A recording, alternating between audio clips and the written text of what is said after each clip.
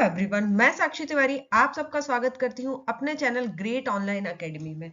अब यहाँ पर मैं फिर से आज आपको वही सब्जेक्ट लेकर आई हूँ, सामान्य प्रबंधन। ये इसका 5th पार्ट है और यहाँ पर मैं आपसे बात करने वाली हूँ प्रिंसिपल ऑफ मैनेजमेंट पार्ट 3। हमारा पिछले 2 दिनों से टॉपिक चल रहा है प्रिंसिपल ऑफ मैनेजमेंट, जो आज मैं इसका 3rd पार्ट लेकर आई हूँ।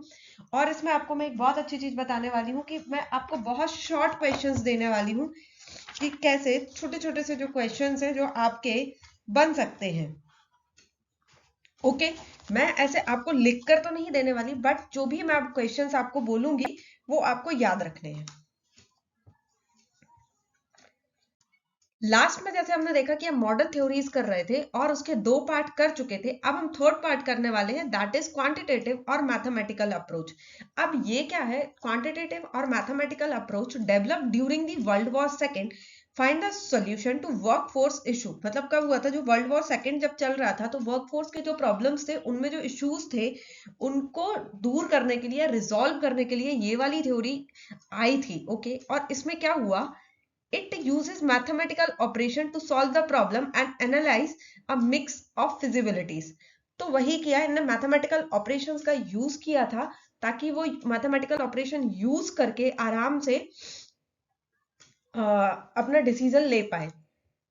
It combines rational data thoughts with intuitive insight to solve management concerns such as cost, production, service level. मतलब जो भी कॉस्ट प्रोडक्शन है, सर्विस, इन सबको कंपेयर द पॉसिबल आउटकम्स। मतलब इसमें क्या था, आपके पास बहुत सारे जो भी डेटा था उसका एनालिसिस होता था। जैसे कि डेटा एनालिस्ट की जो जॉब आजकल बहुत ज्यादा ट्रेंड में जॉब है, उससे ही रिलेटेड था कि आपको डेटा को एनालिसिस करना है और उसके बाद आपको जो भी आपके पॉसिबल आउटकम्स है उसमें से कंपेयर करके बेस्ट आउटकम्स को डिसीजन लेना है।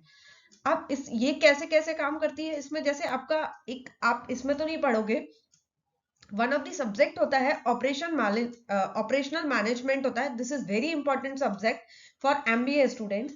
उसमें ये होता है Qing theory, model building, PRT, game theory and sampling theory. ये सारी थ्योरीज यूज हुई है किसमें? क्वांटिटेटिव और मैथमेटिकल अप्रोच में। तो सिर्फ आपको नाम याद रखने हैं, उसके बाद डिटेल एनालिसिस में नहीं जाना है क्योंकि वो सब नहीं आएगा, वो पूरा प्रैक्टिकल पार्ट है। Contingency approach school, no one best be to manage, it depends on situational factor, environment, technology। अब क्या है, कोई भी आप ऐसे पहले से डिसाइड नहीं कर सकते कि क्या वे है यही बेस्ट होगा हर चीज के लिए, नहीं। वो डिपेंड करेगा कि उस टाइम पर क्या जरूरत है, सिचुएशनल फैक्टर उधर क्या बन रहा है, क्या सिचुएशन बनती है। ठीक है, ये हमारी टोटल जो तीनों थ्योरीज थी, classical theory, new classical theory and modern theory, उनके जो सब पार्ट्स थे, लाइक क्लासिकल थ्योरी का जो सब पार्ट था scientific management, administrative management, bureaucratic approach. उसके बाद न्यू क्लासिकल की बात करते हैं तो उसमें आया था हमारा ह्यूमन रिलेशनल अप्रोच और ह्यूमन बिहेवियरल अप्रोच।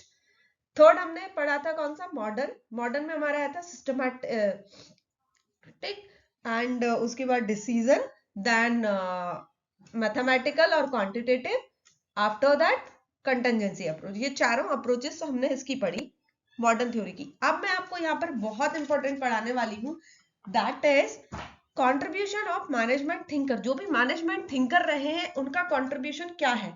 तो सबसे बड़े जो मैनेजमेंट थिंकर, नॉट बड़े तो नहीं कह सकते, मींस सबने बराबर अपना इक्वल कंट्रीब्यूशन दिया है, लेकिन सबसे पहले हम इनको ही पढ़ते हैं, एफ डब्ल्यू टेलर। तो एफ डब्ल्यू टेलर ने क्या किया था? साइंटिफिक मैनेजमेंट और टेक्निक्स की बात की थी, टेक्निक्स ऑफ साइंटिफिक मैनेजमेंट, जो कि मैंने आपको 2nd या 3rd क्लास में पढ़ाया था कि हमारी टेक्निक्स ऑफ साइंटिफिक मैनेजमेंट क्या होती है, like study of motion, time study, work study, ये जो सारी चीजें होती है वो टेक्निक्स ऑफ साइंटिफिक मैनेजमेंट। उसके बाद बात करी थी हेनरी फ्योल। हेनरी फ्योल ने 14 प्रिंसिपल्स ऑफ मैनेजमेंट दिए थे। अब आपको 14 प्रिंसिपल्स ऑफ मैनेजमेंट याद होंगे, वो भी मैंने 2nd जो इसका चैप्टर है उसमें ही डिस्कस किए हैं। 14 principles of management, like division of work, authority and responsibility, discipline, unity of command, unity of direction, subordination of individual to general interest, remuneration, centralization, scalar chain, order, equity, stability of tenure, initiative and team spirit. These are 14 principles given by Henry Fayol। उसके बाद आया Elton Mayo, उसके बाद आए sir Elton Mayo. Elton Mayo ने क्या किया? इन्होंने हॉथन्स एक्सपेरिमेंट, देखो हॉथन्स एक्सपेरिमेंट टोटल 4 स्टेजेस हुई थी। लास्ट क्लास में मैंने आपको 3 बताई थी। ऐसे मतलब आपको बुक्स में अलग अलग जगह कुछ कुछ अलग मिलेगा। अब जैसे यहाँ पर तो मैंने 5 चीजें लिखी हुई हैं। तो हॉथन्स एक्सपेरिमेंट किया था, और ऐसा नहीं है, इसमें 2-3 साइंटिस्ट और इन्वॉल्व थे, बट ऐसा बोल सकते हैं कि एल्टन मायो ने स्टार्ट किया था। तो फर्स्ट था illumination experiment, that I told you about light, relay assembly test, massive interviewing relay assembly test में वही था, उनको लंच ब्रेक्स प्रोवाइड किए गए थे, रेस्ट पीरियड प्रोवाइड किया था, दैट 6 वुमेन टेलीफोन ऑपरेटर्स के बारे में जो मैंने बताया था, that is massive mass interviewing programme. Mass interviewing programme में क्या किया था, बहुत सारे लोगों का इंटरव्यू किया गया था और उनसे पूछा गया था, जिसमें ये बात निकल कर आई थी कि लोगों को रिवॉर्ड मतलब फाइनेंशियल जो इंसेंटिव्स है उनसे ज्यादा कम फर्क पड़ता है, बट वो ज्यादा चाहते हैं कि उनको वर्क प्लेस पर अटेंशन मिले और वेलफेयर प्रोवाइड करा जाए, वेलफेयर के लिए। वैंक वायरिंग ऑब्जर्वेशन था एंड पर्सनल काउंसलिंग भी करी गई थी। तो ये टोटल हॉथन्स एक्सपेरिमेंट जो हुआ था उसकी स्टेजेस है और इसको ऐसे किया गया था। ओके, नेक्स्ट है हमारी मैरी पी फुलेट।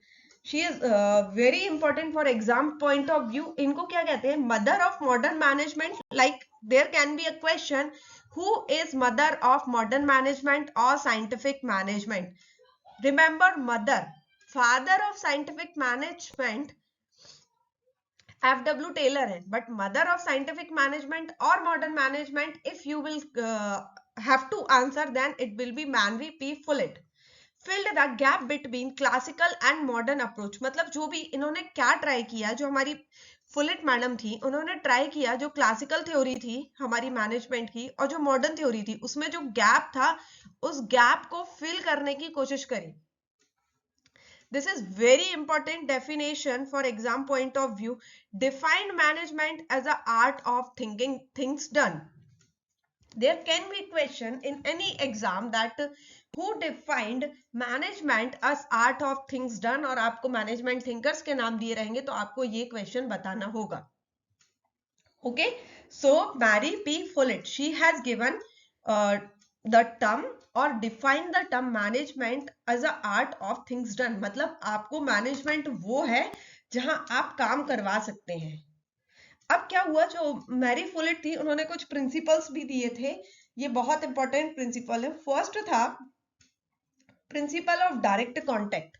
इसमें था लाइक आपको जो कम्युनिकेशन है वो बढ़ाना पड़ेगा, ठीक है, तभी तो आपका ब्रिज कम होगा, मतलब सॉरी गैप कम होगा। Reciprocal relationship, principle of continuity, मतलब जो भी आप काम कर रहे हैं उसको करते ही रहे। Principle of coordination means top level management, middle level management and lower level management, इनमें कोऑर्डिनेशन होना चाहिए। तो यदि आता है कि ये प्रिंसिपल स्पेशली जो प्रिंसिपल ऑफ कोऑर्डिनेशन है ये बहुत इंपॉर्टेंट है। ये क्वेश्चंस कई बार आया है कि प्रिंसिपल ऑफ कोऑर्डिनेशन किसके द्वारा दिया गया है, तो ये हमारा दिया गया है मैरी फुलेट के द्वारा। ओके, नेक्स्ट आते हैं हमारे चेस्टर बर्नार्ड। अब चेस्टर बर्नार्ड ने क्या बोला था, ही डिसएग्री विद क्लासिकल व्यू। उन्होंने क्या किया, जो क्लासिकल थ्योरी थी उससे डिसएग्री किया and that authority pass from top to bottom. देखो क्लासिकल व्यू में क्या था कि आप टॉप से नीचे जा रहे थे, लेकिन उन्होंने क्या बोला, he came out, it is came out with new concept acceptance theory of authority और बॉटम अप थ्योरी। मतलब उन्होंने ये दिया था।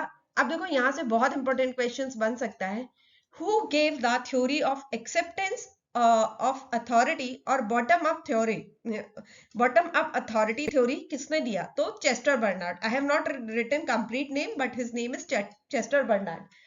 He stated that person does not obey order because it has been given by superior. In fact he obeys order because he accept his superior authority. मतलब ऐसे नहीं है कि किसी सीनियर ने ऑर्डर दिया इसलिए उसने एक्सेप्ट कर दिया, बल्कि साइकोलॉजिकल ये है कि वो उसको मान रहा है, उसकी अथॉरिटी को एक्सेप्ट कर रहा है, इसलिए उसने एक्सेप्ट किया। अब आया हमारे हेनरी मिन्सवर्थ। इन्होंने क्या दिया था, 10 रोल्स दिए थे, 10 रोल्स को डिफाइंड किया था। तो ये भी इंपॉर्टेंट है कि जो 10 रोल्स हैं वो किस चीज में डिफाइंड है और या किसने डिफाइन करे, तो सबने अपनी अपनी बुक्स में डिफाइन करे हैं। एक्चुअली जो भी ये मैनेजमेंट थिंकर्स हैं उन्होंने जो भी बुक्स लिखी हैं उसमें इन सब चीजों को डिफाइन किया है, लेकिन हम बुक्स के नेम पर नहीं जाएंगे उतना ज्यादा। What managers can do be the best described by looking at the roles they perform at work. इन्होंने बताया था कि जो भी मैनेजर्स काम करते हैं हम देख सकते हैं कि वो कौन कौन से रोल निभाते हैं अपनी वर्क प्लेस पर। तो सबसे पहला जो 10 रोल्स थे उनको 3 में डिवाइड किया, 3 में डिवाइड किया, उनको सब कैटेगरीज में डिवाइड किया। वो सबसे पहले इंटरपर्सनल रोल, इनफॉर्मल रोल और डिसीजनल रोल। ओके, अब इसके बाद हम बात करेंगे इंटरपर्सनल रोल। इंटरपर्सनल रोल में आया सबसे पहले figure head, means he is performing job of any head, और उसको सब निकालना है क्या है, लीडर। यहां पर आपको उसको लीडरशिप क्वालिटी भी दिखानी है। Licence, this is very important क्योंकि इसका आप वर्ड देख के मीनिंग नहीं निकाल सकते, so this is very important. Licence, look both the side, मतलब ये बाहर आउटसाइड भी कम्युनिकेट करेगा और इनसाइड भी कम्युनिकेट करेगा, दोनों के बीच में, मतलब एक एज अ कम्युनिकेटर काम करेगा, और नॉट कम्युनिकेटर, मीडिएटर काम करेगा, ये वाला जो रोल होता है। ओके, या फिर हम ऐसे कह सकते हैं कोई भी बेस्ट मैनेजर वो है इसके अंदर ये रोल्स होने चाहिए। Informal role, monitor, disseminator, spokesperson, मतलब उसको बोलना भी आना चाहिए, चीजों को मॉनिटर करते भी आना चाहिए। Now we will talk about third role, that is decisional role. अब क्या है, जैसे कि हमने देखा फर्स्ट वाले में 3 टाइप्स थे, सेकंड वाले में 3 टाइप्स थे, दिस इज डिसीजनल वन, इसमें 4 है, और ये चारों आपको, तो टोटल आपके ऐसे 10 रोल्स हो जाएंगे। First one is entrepreneur, disturbance handler, resource allocator and negotiator. तो ये आपको याद रखने हैं क्योंकि ये बहुत इंपॉर्टेंट है और आते भी हैं। ओके, बाकी और भी मैं आपको बताऊंगी, जैसे कि यहाँ पर मैंने बात करी थी एक मैरी फुलेट के बारे में, कि मैरी फुलेट का art of getting things done उन्होंने बताया था। उसके बाद leadership, that genuine power is not को ड्रिवाइन बट कोएक्टिव। ओके, कॉन्फ्लिक्ट मैनेजमेंट के बारे में इन्होंने बात करी थी कि विन विन सिचुएशन होनी चाहिए इंटीग्रेशन के द्वारा, मतलब दोनों के लिए विन विन सिचुएशन होनी चाहिए। मिलिट्री अथॉरिटी और line authority, people having power of taking decision. So these are types of authorities हैं, और भी मैं ऐसे आपको सारी चीजें बताती रहूंगी, और जो भी आपको लगे प्लीज कमेंट करके बताइए। आज का वीडियो कैसा लगा वो भी कमेंट करके बताइए, और आप और क्या पढ़ना चाहते हैं वो भी बताइए। Thank you very much.